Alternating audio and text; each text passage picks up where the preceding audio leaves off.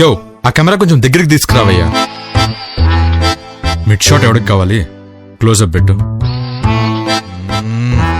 ఎవడయ్యా cinematographer? నేనేం item song లో heroine. కొంచెం వెనక్కి వెళ్ళు.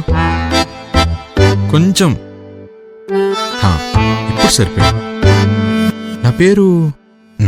నా పేరు చెప్పే ముందు మీకు నా ప్రపంచాన్ని పరిచయం చేయాలి. ఇతను ఈ కాఫీ షాప్ ఓనర్.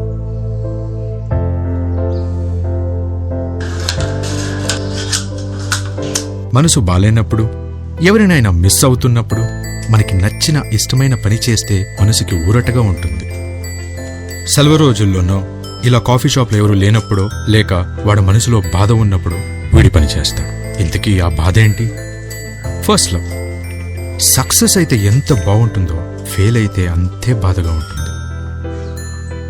మనోడి విషయంలో రెండోది మిగిలింది, బ్రేకప్.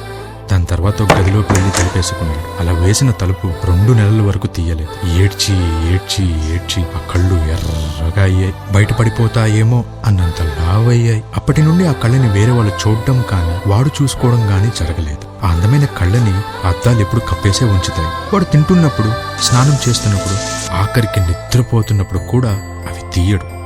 మనిషి ఒక ఖచ్చితమైన నిర్ణయం తీసుకున్నాడు అంటే దాని వెనుక చాలా బలం లేదా బాధ ఉండుండాలి. బాధతో దేవదాసు మందికే బానిసయ్యాడు. వీడి అద్దాలకి బానిసవడంలో ఆశ్చర్యం లేదు.